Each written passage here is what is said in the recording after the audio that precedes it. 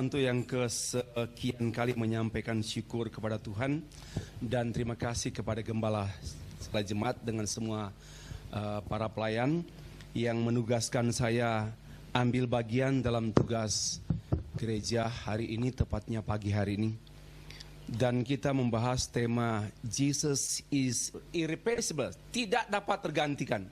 Yesus itu kalau dia tak tergantikan karena dia unchangeable, tak dapat berubah. Hanya yang berubah yang dapat digantikan. Karena dia tidak berubah dan tidak bisa, maka dia mengubah. Dan dia tidak bisa diatur, dia tidak bisa dikendalikan, dan dia justru yang mengendalikan. Dia yang mengatur, dia mengubah, dan bagaimana mungkin yang berubah diubah?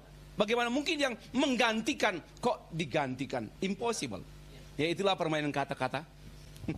Istilah, saya nggak main-main. Tetapi tema kita, Yesus adalah satu pribadi yang tak tergantikan. Yang saya highlight di atasnya, tak ada yang lain. Siapa mau ganti? Udah ada yang lain. Yang lain kelainan. Bagaimana mau ganti Yesus Kristus? Hanya Yesus saja. Kata saja ini penting. Jangan pandai dengan kata saja. No, dia tidak hanya only, but one and only. Ya, hanya Yesus saja. Kalau saja juga tidak ada arti. Tapi kalau hanya Yesus saja, ya itu sangat penting. Nggak ada yang lain. Baik, kita membaca tulisan saya pas saya di Bitung 2 minggu lalu atau minggu lalu.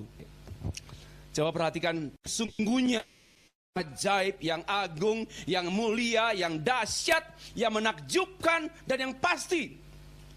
Di dalam dunia ini, hanya ada pada Yesus, dan hanya dalam Yesus, dan hanya oleh Yesus. Enggak ada yang lain. Bicara ajaib, agung, mulia, dahsyat, itu semua semu kalau manusia. Itu semua semu dan kadang-kadang semutan.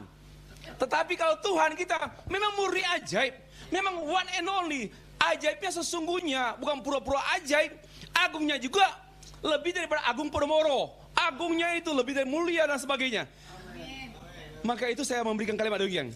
Oh, sesungguhnya dia benar-benar Allah dan Juru Selamat. Kenapa? Mari perhatikan.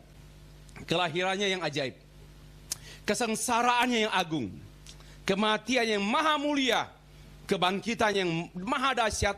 Kenaikan yang sangat menakjubkan. Kedatangannya kembali tentu dengan pasti. Kalau tanya, what is the meaning of Christianity? Christianity talk about yang ajaib, yang agung, yang mulia, yang dahsyat, menakjubkan, pasti. Amen. Terlalu bodoh tidak menjadi orang percaya. Lalu kita mengagungkan dengan oh sesungguhnya hidup menjadi percaya itu sempurna adanya.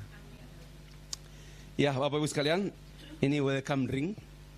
Sekarang kita klarifikasi tema. Klarifikasi tema.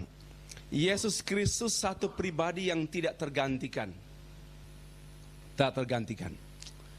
Ya, kalau kita manusia pun tak terganti loh. Siapa yang bisa mengganti saya? Siapa yang mengganti Pendeta Joseph? Tak tergantikan. Peran kita bisa tergantikan. Tapi my personality, siapa bisa yang mengcopy kita? Tak tergantikan. Yesus itu tak tergantikan. Kita pun tak tergantikan. Jadi sama-sama tak tergantikan. Nah mulai muncul, ini bidat ini, sesat ini. Karena kita ini tak tergantikan. Masing-masing kita, siapa yang mau ganti kita? Nggak ada fotokopi. Peran saya sebagai ayah bisa tergantikan. Peran saya sebagai anak bisa tergantikan. Peran kita bisa tergantikan. But my personality could not be exchanged. Tak dapat digantikan. Kenapa? Karena masing-masing kita itu unik. Atau aneh. Kita ini punya keanehan sendiri loh. Tapi Tuhan punya keanehan. Dia hanya punya keunikan. Coba perhatikan. Kita ini unik. Karena tidak mungkin replace. Sekali lagi, saya tak mungkin diganti. Tetapi kita semua tak tergantikan dalam hal keunikan dan ditambah keanehan. Tapi Tuhan tak tergantikan karena keunikan dan tak ada keanehan pada Tuhan. Kita aja yang aneh melihat dia. Nah, masih klarifikasi tema. Kalau semua orang tak tergantikan, Lalu apa istimewa tema khotbah kita? Yesus Kristus satu pribadi yang tak tergantikan. Apa istimewanya? Tak tergantikan. Mari kita baca Alkitab. Kisah Rasul pasal 4 ayat 10 ayat 7, sorry. Hendaknya ayat 7. Tapi penekanan kita pada ayat 10 tentu. Kita mulai baca ayat 7 sampai ayat yang ke-12. Demikian firman Tuhan. Lalu Petrus dan Yohanes dihadapkan kepada sidang itu. Kita tahu kisahnya ya. Pada pasal sebelumnya, Pak Petrus dan Yohanes menyembuhkan seorang lumpuh. Lalu dia menyampaikan kebenaran itu. Sebab itu mereka ditangkap. Dan orang menanyakan, dengan kuasa manakah? Itu kisah singkat. Sekali lagi. Dengan kuasa manakah atau dalam nama siapakah kamu bertindak demikian? Yaitu menyembuhkan orang yang lumpuh. Maka jawab Petrus, penuh dengan Roh Kudus, hai pemimpin-pemimpin umat dan tua-tua, jika kami sekarang harus diperiksa karena sesuatu kebajikan kepada seorang sakit dan harus menerangkan dengan kuasa manakah orang itu disembuhkan, maka ketahuilah oleh kamu sekalian dan oleh seluruh umat Israel, bahwa dalam nama Yesus orang Nazaret yang telah kamu salibkan, tetapi yang telah dibangkitkan Allah di antara orang mati, bahwa oleh karena Yesus itulah orang ini berdiri. Not because of John or Peter, but because of Christ Jesus, dia berdiri dan sehat sekarang di depan kamu. Yesus adalah batu yang dibuang oleh tukang bangunan, yaitu kamu sendiri. Keras sekali ya, namun ia telah menjadi batu penjuru. Dan keselamatan tidak ada dalam siapapun juga selain di dalam Dia, sebab di bawah kolong langit ini tidak ada nama lain yang diberikan kepada manusia yang olehnya kita dapat diselamatkan. Inilah tema, tidak ada nama lain, tak dapat digantikan. Nggak ada yang lain, masa mau ganti? Kesimpulan awal, Yesus Kristus tak tergantikan. Alasannya apa? Ini masih ya sifatnya dogmatis. Alasan Kristus tak tergantikan, apa alasannya? Satu, dia Allah. Siapa yang mau ganti Allah?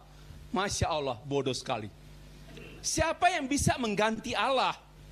Ya, ciptaan mengganti pencipta? Adakah?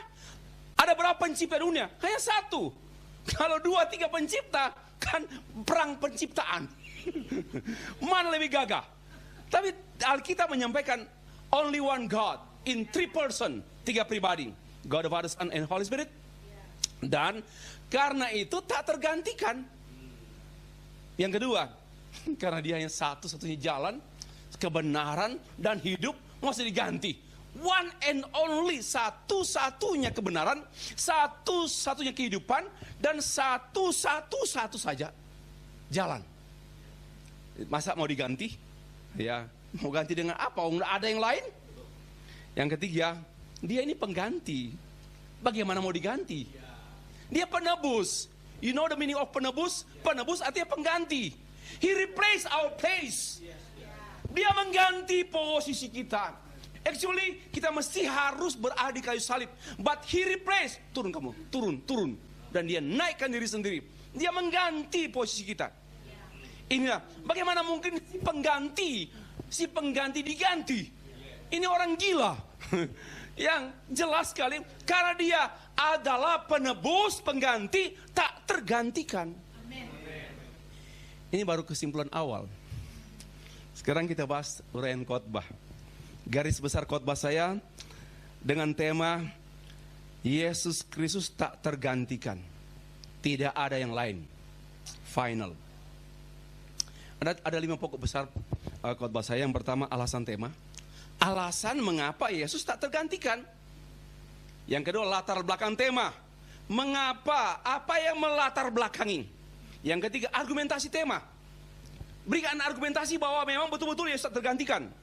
Yang keempat, keabsahan. Siapa yang sah, yang berotoritas sampai menyatakan bahwa Yesus tak tergantikan.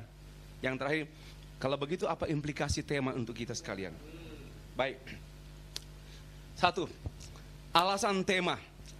Ya, kalau ditanya apa tanggapan orang terhadap tema ini, yaitu Yesus tak tergantikan atau no other name, tak ada nama lain, tak ada Tuhan lain.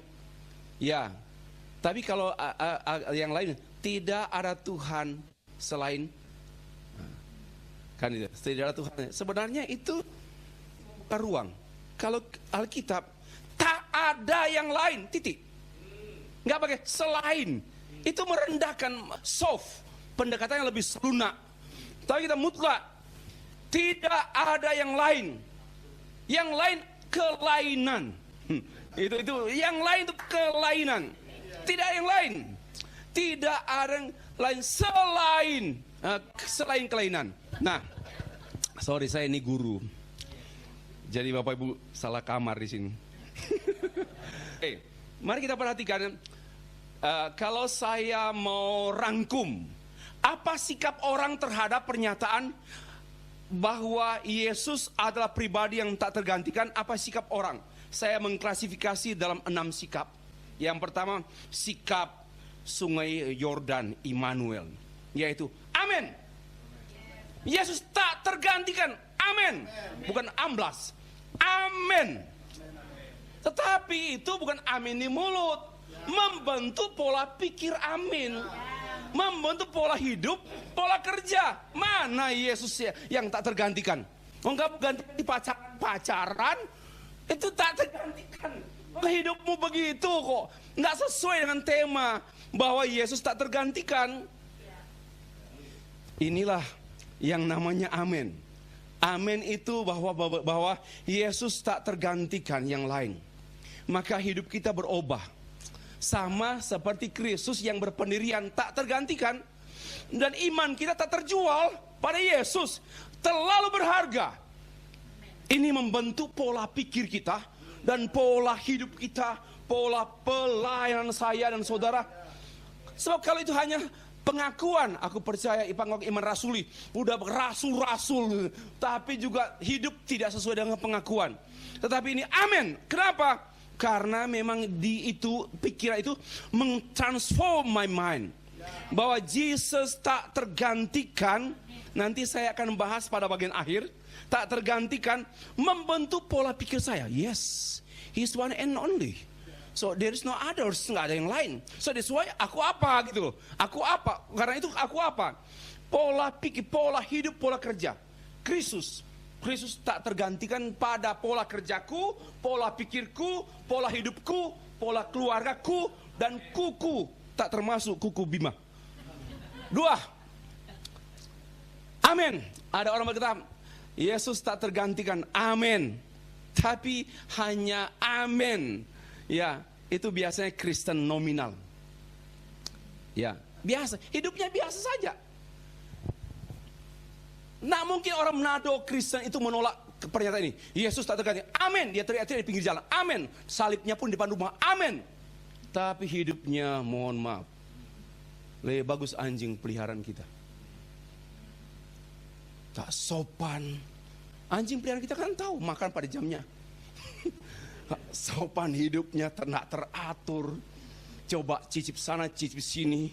Ke tetangga juga itu hidupnya seperti itu. Tidak menggambarkan itu warna Kristen yang duniawi banget. Ya, tapi amin. Saya waktu di Sorong yang tersinggung ya.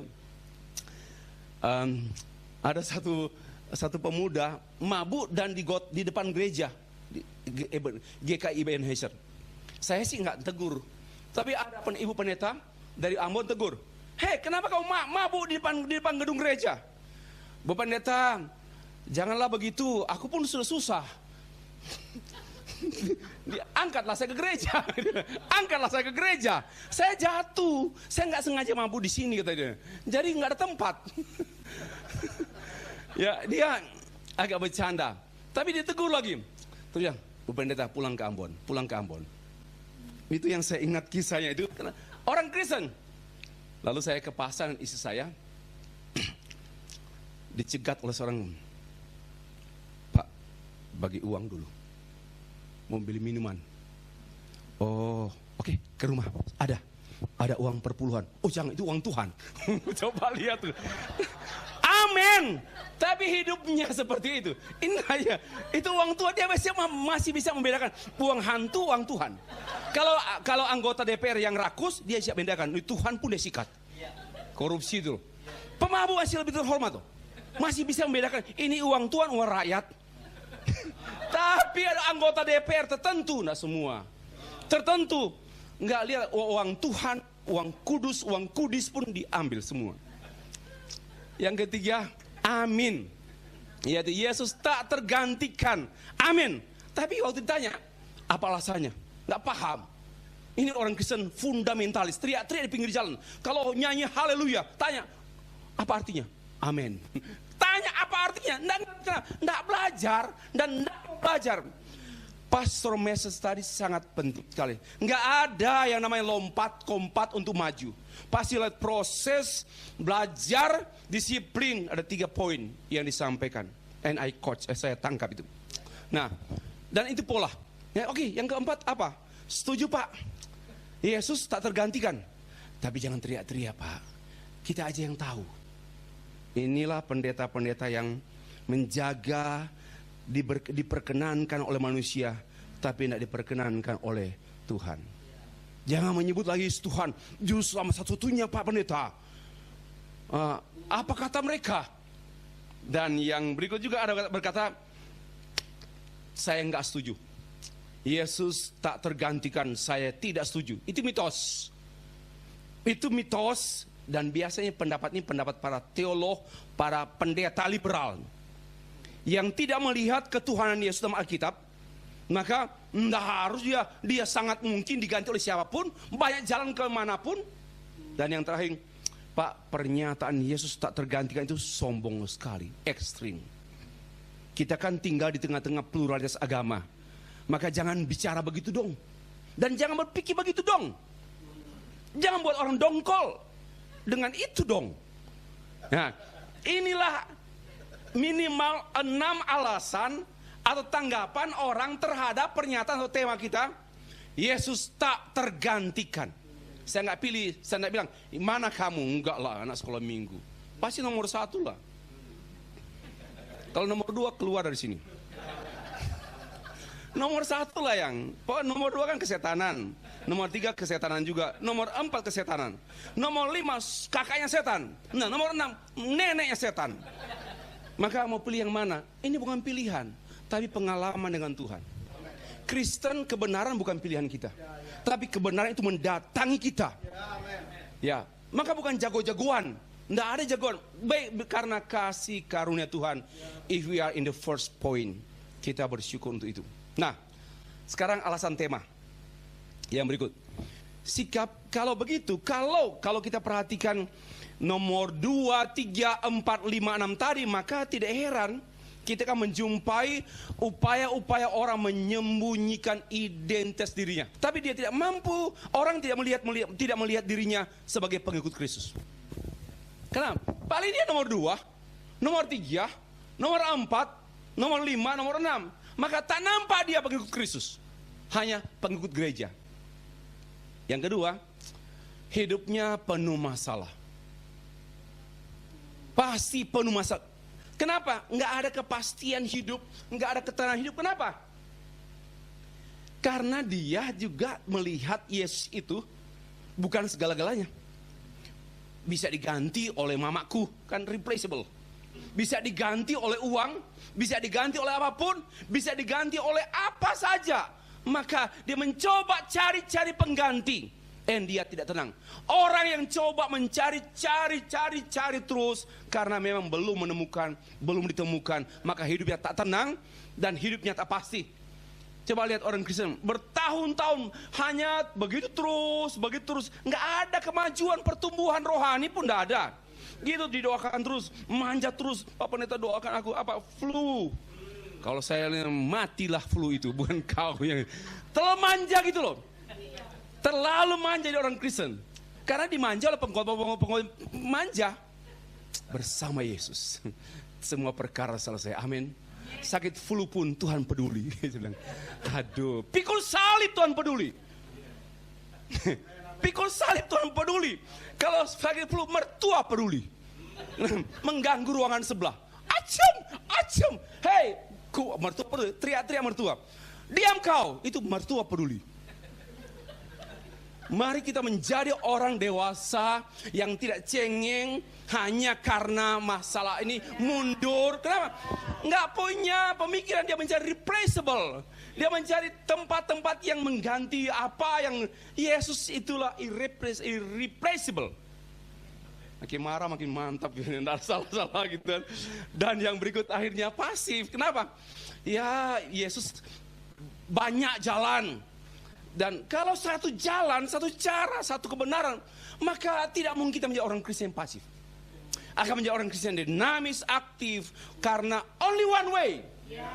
Kalau banyak jalan, mari kita oke lah. Mau pasif pun banyak jalan kok. Tapi kalau hanya satu jalan, coba ruangan ini terbakarlah. Saya tidak nubuat, saya cuma beritahu. Dan only one gate. Kita mau bagaimana? Pasti giat sekali untuk keluar. Nah, itulah alasan. Yang kedua, latar belakang tema khotbah. Hanya Yesus, tidak ada yang lain, tak tergantikan. Nah, teks ini kalau kita baca Kisah Para Rasul pasal 4, dimulai pasal 3 dan pasal 2. Pasal 2 kan mereka menerima Roh Kudus. Roh Kudus dicurahkan peristiwa Pentakosta, murid-murid menerima Roh Kudus, dan from that time, waktu itu terjadi perubahan hidup yang berdampak. Petrus, Yohanes, orang sederhana, tapi kemudian diubah Tuhan menjadi orang yang penting di mata Tuhan, penting di tangan Tuhan. Untuk apa penting di DPR, MPR, tapi di mata Tuhan pentolan mana itu? Harus penting, kita harus menjadi orang penting di mata Tuhan. Ya, nah teks ini merupakan sebenarnya satu pertanggungjawaban Petrus dan Yohanes, khususnya Petrus. Tatkala itu dia diperhadapkan dengan tua-tua atau dengan para imam yang menangkap mereka karena mereka memberitakan tentang Yesus dan menyembuhkan seorang yang lumpuh dalam nama Yesus. Ternyata mengganggu stagnansi, mengganggu keadaan rohani yang sudah paten waktu masa itu. Dan Yesus Kristus memakai kedua tokoh ini untuk menyampaikan sesuatu pertanggungjawaban, yaitu hanya Yesus tak tergantikan. Mereka marah pada Petrus dan Yohanes karena mereka memberitakan bahwa dalam Yesus ada kebangkitan orang mati. Itu ayat 2. Tetapi mereka kemudian, saya katakan tidak mungkin membantah. Mereka kok memberitakan Yesus yang membangkitkan orang mati, ada kebangkitan orang mati dalam Yesus Kristus. Itu ajaran doktrin yang dibenci oleh Yudaisme, Yahudi. Tetapi mereka tidak bisa membantah. Kenyataannya ada orang lumpuh yang lumpuh sejak lahir. Apa impossible gitu loh. Sudah mati dia, tapi bisa berjalan lagi. Bagaimana mungkin ya antara doktrin dan kehidupan mereka tidak bisa membantah. Nah, di sini mereka menjadi marah karena nama Yesus. Kenapa? Karena unggul, karena tiada tanding. Sebenarnya kalau mau jujur, apa kemarahan orang yang tidak percaya kepada Yesus tentang kekristenan? Apa? Bukan gerejanya, bukan kita, tapi Yesus. Jadi kalau kita diperlakukan secara tidak pantas, itu pantas. Karena Yesus yang menerima kepantasan itu. Kita hanya menerima cipratan kepantasan Yesus. Yesus sebenarnya yang dibunuh, disiksa, dimaki, diapa. Tapi kita yang percaya kepada Yesus Kristus mengalaminya. Dan itu yang dialami oleh Petrus dan Yohanes. Kenapa? Karena Yesus Kristus nama yang tiada banding dan tak tertandingi dan tak tergantikan. Itu reason. Mengapa kita nggak disukai? Karena sebenarnya bukan karena kita siapa sih nggak disukai, nggak ada gunanya itu. Tapi kita memiliki sesuatu yang memang membuat dunia marah, benci, kesel, jengkel. Kenapa? kita memiliki yang mereka tidak miliki. Ya, itu yang spesial. Yang kedua, kita perhatikan ya, Petrus dan Yohanes ini mengalami apa yang namanya, satu, Yesus Kristus yang mereka beritakan. Yang kedua, orang lumpuh disembuhkan. Saya menyimpulkan dengan dua frase, firman Tuhan ada pada Petrus dan Yohanes, dan kuasa Tuhan dialami oleh Petrus dan Yohanes. Antara firman Tuhan dan kuasa Tuhan tidak mungkin terpisahkan. Ada orang hanya menekankan kuasa Tuhan, ada orang juga yang menekankan firman Tuhan. Ini keliru. Kuasa Tuhan dan firman Tuhan satu kesatuan orang percaya, alami oleh orang percaya. Kalau kita hanya menekankan firman Tuhan secara knowledge saja, pengetahuan dogmatis, maka jadilah orang Kristen yang kering. Ya. Tapi kalau kita menekankan kuasa Tuhan juga menjadi orang Kristen mistis. Ya, semuanya mistis banget, dan biasanya orang Kristen gampangan. Yang satu liberal, yang satu kedukun-dukun. Kuasa Tuhan, ini perdukunan dalam gereja. Yang satu firman Tuhan, we don't care kuasa Tuhan, firman Tuhan, ini ahli Taurat semua. Tapi kita memang, Tuhan memang memberi yang wajar. Sebenarnya saya tidak bicara soal keseimbangan. Firman Tuhan, kuasa Tuhan, bukan soal keseimbangan, tapi keutuhan. Keutuhan. Oke, demikianlah latar belakang tema. Sekarang argumentasi tema. Hanya Yesus, tak ada yang lain, tak tergantikan. Kenapa? Karena dia Allah. Satu jawaban untuk semua masalah. Yesus adalah Allah. Satu jawaban untuk semua masalah. Maka setiap orang yang percaya pada Yesus, semua masalahnya terjawab. Mari kita beriman kepada Yesus yang adalah jawaban atas semua masalah. Dan yang utama, masalah yang paling mendasar, itulah yang tidak mungkin dijawab oleh siapapun. Argumentasi yang pertama dalam ayat yang ke-10, ya, satu, mengapa dikatakan Yesus itu satu-satunya tak tergantikan? Argumentasi pertama, karena dia adalah penguasa. Perhatikan ayat 10. Maka ketahuilah oleh kamu sekalian, dalam nama Yesus orang lumpuh yang berdiri, yang sudah berdiri dan sehat di depan kamu. Untuk mengungkapkan dalam nama Yesus, nama itu berkuasa membuat orang lumpuh berdiri. Ini berbicara mengenai argumentasi pertama, argumentasi empirical tentang God's power, tentang ketuhanan Yesus Kristus. Itu bukan hanya omongan, tapi kenyataan, menjadi pengalaman kuasa Tuhan. Tapi jangan hanya tekan, ada 3 reason, ada 3 argumentasi. Mengapa Yesus tak tergantikan? Penguasa. Siapa yang mau ganti penguasa? Kecuali penguasa Indonesia. Tergantikan gitu. Ya, penguasa ini penguasa segala alam, jagat raya dan sebagainya. Siapa mengganti penguasa? Ya, ada yang lebih berkuasa dari dia? Nah, itu poin pertama. Yesus tak tergantikan karena dia Allah. Alasan pakai, tapi Allah betul, amin. Orang kan, oke, amin. Dia Allah, tapi alasannya apa? Karena dia adalah penguasa. Apa bukti teksnya? Orang lumpuh berjalan. Dan lumpuhnya bukan dilumpuhkan, lumpuh sejak lahir. Apa artinya? Nggak ada possibility untuk memang dia sembuh lagi. Itu gambar, memang dia mati. Dia tidak berdaya lagi. Tetapi dia dibuat berdaya karena Yesus Maha Kuasa. Yang pertama. Yang kedua, Yesus tidak ada yang lain. Hanya Yesus. Dan tak tergantikan. Karena Allah. Maksudnya apa? Jawabnya, kasih alasan dong. Ya betul, karena dia Allah. Tak tergantikan. Kasih alasan dong. Yang kedua. Ayat 11. Tuhan Yesus adalah batu yang dibuang oleh tukang-tukang bangunan. Namun ia telah menjadi batu penjuru. Kata batu penjuru ini adalah batu utama.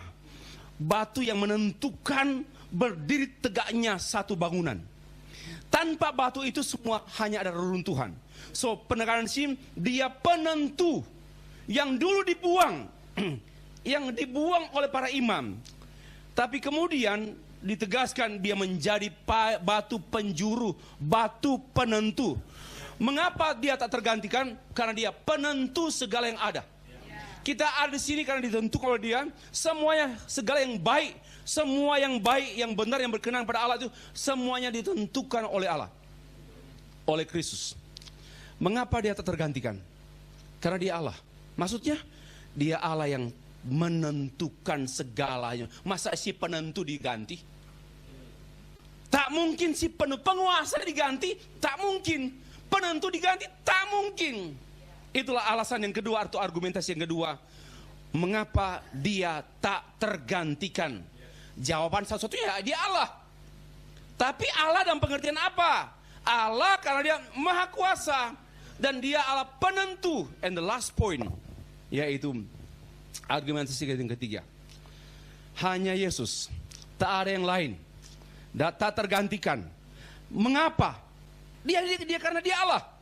Oke. Dalam hal apa kealahannya? Nah, ini yang klimaks. Yesus adalah penyelamat. Sebab di bawah kolong langit ini tidak ada nama lain yang diberikan kepada manusia, kepada saudara saya. Tidak ada nama lain. Hanya satu nama yang olehnya kita diselamatkan, yaitu Jesus. Hanya satu nama. Tuhan tidak memberikan dua nama. Allah Bapa tidak memberikan 2, 3, 4 banyak nama. Only one name. And a wonderful name. Give us wonderful name. Namanya Yesus. Jadi yang tidak ada nama lain. Kalau boleh cerita, bagaimana mungkin mengganti Yesus? Bagaimana mengganti Yesus? Enggak ada pengganti. Tidak mungkin. Dan ternyata yang tak tergantikan dalam hal apa? Kealahannya sebagai juru selamat. Penguasa, penentu, dan juru selamat. Juru masak bisa diganti. Juru mudi bisa diganti. Apa saja bisa diganti. Peran bisa diganti. Semua peran bisa diganti. But only one role yang could not be exchanged, tak dapat diganti, yaitu peran Yesus sebagai Allah yang adalah penentu, penyelamat, penguasa, penentu, dan penyelamat. Itu yang teks yang kita galakan. Nah, oke, yang keempat.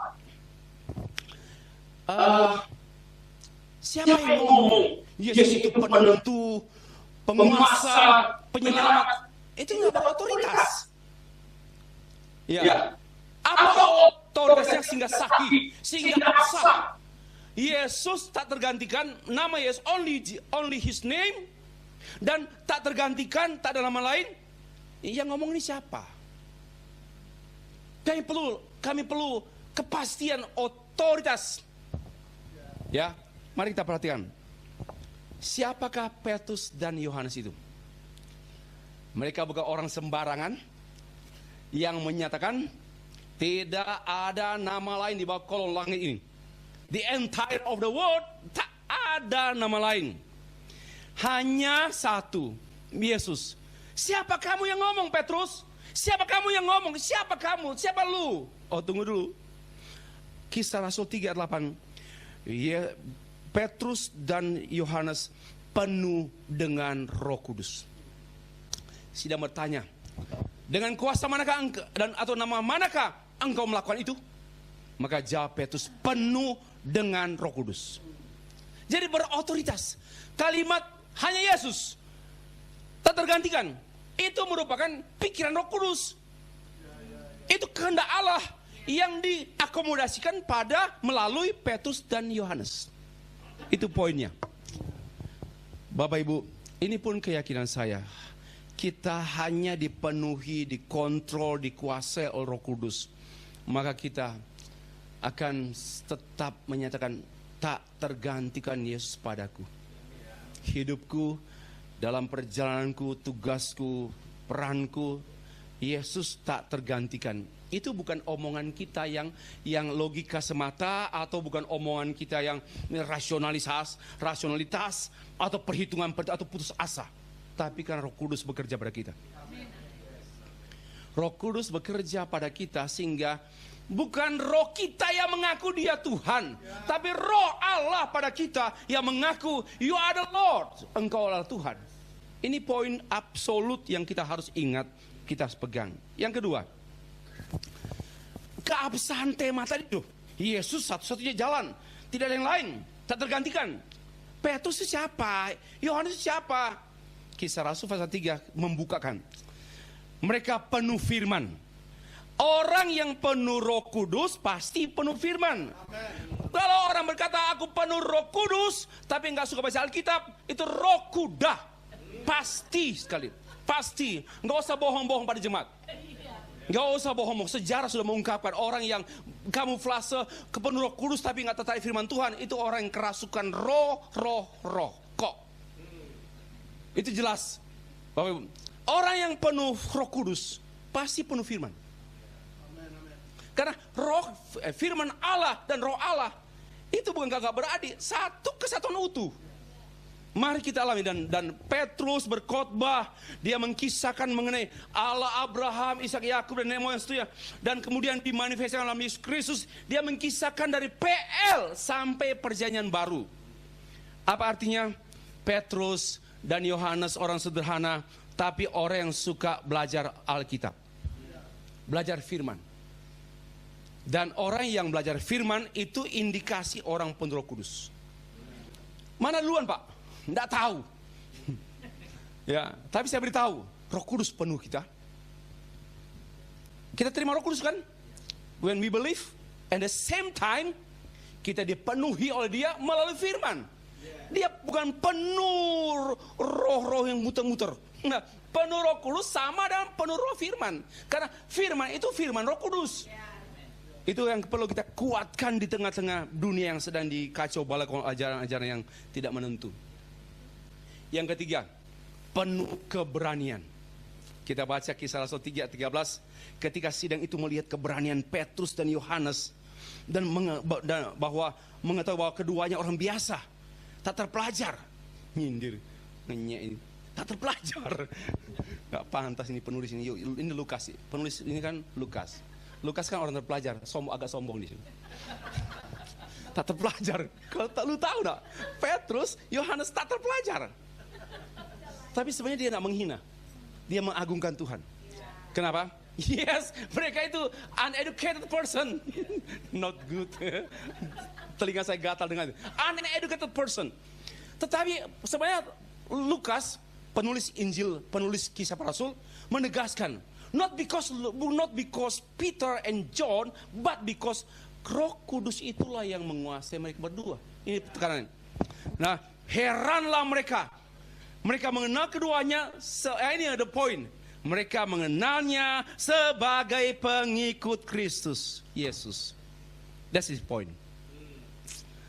Penuh keberanian, bukan keberanian karena nenek moyang saya tentara, maka kita berani. Keberanian karena pengikut Kristus. Wow, luar biasa. Tapi juga penuh Roh Kudus dan penuh firman. Kalau nggak penuh Roh Kudus, nggak penuh firman, mana berani? Pasti berani daging. Kita rela mati bakar. Daripada orang bakar kita pergi gereja, kita rela mati. Tapi kosong, setan itu. Semua upaya orang Kristen membela Kristus dan gereja hanya secara fisik, secara lahiriah, itu setan. Tapi pembelaan kita, Tuhan tidak perlu dibela. Kita yang dibela Tuhan. Ya, di tengah-tengah dunia ini. Ini sangat-sangat spesial. Mengapa berotoritas bahwa hanya Yesus tak tergantikan? Yang ngomong ini bukan sekedar omong. Petrus dan Yohanes ini penuh firman, penuh Roh Kudus, penuh keberanian. Dan keberanian mereka adalah karena mereka sebagai pengikut Kristus. Our identity must be clear. Identitas saya, betul saya mengajar, tugas saya tiap-tiap hari mengajar, tapi saya ini hamba Tuhan. Jangan sampai bersembunyi, dosen, dosa. Ya, dosen teologi yang tidak mengungkapkan jati dirinya sebagai hamba Tuhan, dosa, bukan dosen. Kita, identitas yang utama kita apa sih? Murid Tuhan. Murid. Biarpun dia profesor, doktor, Pak saya belum penuh profesor, masih associate. Saya lihat di di flyer harap tahun depan. Tinggal sedikit sih. Tinggal sedikit, tapi tidak ada pengaruh di khotbah itu. Setan lebih suka itu. Lupakanlah itu. Tapi yang poin saya, penuh firman, penuh Roh Kudus, penuh keberanian. Dan yang keempat, penuh ketaatan. Kisah Rasul 3:19, mereka diperintahkan supaya sama sekali jangan berbicara dan mengajar dalam nama Yesus. Ini absolut tuh. Satu keputusan pelarangan jangan bicara dan jangan mengajar dalam nama Yesus. Tetapi Petrus dan Yohanes menjawab mereka, silakan kamu putuskan sendiri. Manakah yang benar di hadapan Allah? Taat pada kamu yang bodoh atau taat pada Allah? Yang bodoh saya tambah ini. Taat pada kamu atau taat pada Allah? Ini orang tak terdidik tapi membungkam semua yang pendidik-pendidik yang terdidik. Kenapa? Penuh Roh Kudus, penuh firman, penuh keberanian. Semuanya penuh. Nggak ada yang kosong dalam dirinya. Maka mereka berkata, silakan kamu putuskan. Jadi dilarang tapi dibalikan. Ini kan bukan orang Manado ini. Pasti orang Ambon. Dilarang jangan memberitakan nama Yesus lagi. Tapi dibalik, terserah. Kamu putuskan. Kami mau taat pada kamu atau pada Tuhan. Nggak bisa bantah. Karena orang Yahudi takut tuh Allah. Memang pandai sekali nih Petrus yang tak terdidik. Nggak S1 dia. Tapi luar biasa. Ini karena apa? Kuncinya penuh Roh Kudus, penuh firman, penuh keberanian, dan penuh ketaatan. The last point, penuh komitmen. Hanya Yesus, ya, tidak ada yang lain, tak tergantikan. Kenapa? Sebab tidak mungkin bagi kami untuk tidak berkata-kata tentang apa yang telah kami lihat dan telah kami dengar. Nggak mungkin. Yesus yang padaku, Yesus yang kuyakini, kudiamkan. Nggak mungkin. Impossible. Ya, jadi ini satu ya sekaligus juga untuk disayang. Kalau mengapa orang tak berkata-kata tentang Tuhan? Karena tidak mengalami, tidak ngerti, maka diam 1000 bahasa. Kenapa? Malam kudus Pak, saya diam. Bukan bodoh. Bodoh, kenapa? Nggak mengalami, nggak mungkin. Ada dokter susah nggak? Kalau orang sembuh dari penyakit, dia kan cerita kan? Ini loh, apalagi penyakit kalau hanya flu nggak usah cerita lah itu loh. Kata penyakit berat dia. Penyakit berat pasti akan ke sini terus. Mengapa orang nggak cerita Yesus? Karena nggak mengalami, nggak tahu, nggak dengar. Tapi hadir tiap minggu di gereja. Nggak ngerti, ini manusia macam apa ya? Ya, di sini kita perhatikan ya, Petrus dan Yohanes penuh Roh Kudus. Apa artinya? Dikuasai Tuhan, penuh firman, penuh keberanian, ya, penuh komitmen juga, penuh ketaatan. Nah, hal-hal inilah, ya, kelima indikasi mengenai otoritas pernyataan. Hanya Yesus, tak tergantikan. Hanya Yesus, nggak ada yang lain. Ini bukan ucapan bibir semata. Hanya Yesus, tak tergantikan. Ini bukan kalimat kosong, kalimat hanya penghiburan omong kosong, tapi berotoritas karena yang ngomong ini disampaikan oleh Allah kepada dan melalui Yohanes dan Petrus. Siapa mereka? Bukan sembarang orang, biarpun tak terdidik, tapi bukan sembarang orang. Kenapa? Lima karakteristik, 5 kekuatan ada pada mereka. Penuh Roh Kudus, penuh firman, penuh keberanian, penuh ketaatan, penuh komitmen. Ini satu sosok, ini sosok Kristen yang semestinya. Mari kita berdoa, Tuhan please help me fill my life with the Holy Spirit, and fill my mind with my life, my work, my apa semua dengan firman-Mu. Dan give me your keberanian-Mu, bukan keberanianku. Karena ada orang berani karena alamiah. Ya, keberanian karena bawaannya berani, apalagi papanya tentara. Mantan perampok juga berani sekali. Papa saya mantan perampok, masa saya tidak bisa lah. Ini kan iman preman. Nggak boleh iman preman, harus iman humble dan penuh komitmen. Oke, terakhir, harus berakhir. Sebelum diakhiri, implikasi tema. Kalau begitu, kalau implikasikan sederhana. Lah, oke, kalau begitu apa? Gitu ya. Hanya Yesus, tak tergantikan. Tidak ada yang lain. Nah, kalau begitu apa? Gitu loh. Kamu ngomong-ngomong luar biasa saja. Hanya Yesus, hanya Yesus, hanya Yesus, hanya Yesus. Tapi, ini nama implikasi. Apa implikasinya you berkata, only Jesus, and tak tergantikan? Apa implikasinya? Satu, implikasi etis. Yaitu jelas, identitas jelas. Saya pengikut Kristus. Kalimat tadi dalam ayat 12, orang melihat Petrus dan Yohanes ini tak berpendidikan, tetapi mereka pengikut Yesus. Kalimat terakhir. Jadi our identity and real and true identity, kita adalah pengikut Kristus. Ini krisis pada masa kini. Terlalu banyak pengikut gereja tapi tanpa Kristus. Saya pun diingatkan dan ditegur serta dihajar. Ya, yaitu saya harus ingat, saya yang utama, my identity is saya Christ, follower Christ. Bukan follower itu, tekanlah follower. Kita ini pengikut Kristus. Saya pikir kita perlu banyak berdiam diri di kalimat ini. Karena saya pun harusnya malu bertanya, Stefri, apakah engkau betul-betul sudah pengikut Kristus? Ya. Ya tentu kita mengharapkan itu. Kalau kita yakin bahwa tak ada yang lain, hanya Dia satu-satunya, tak tergantikan, maka itu nampak pada kita yang bersyukur.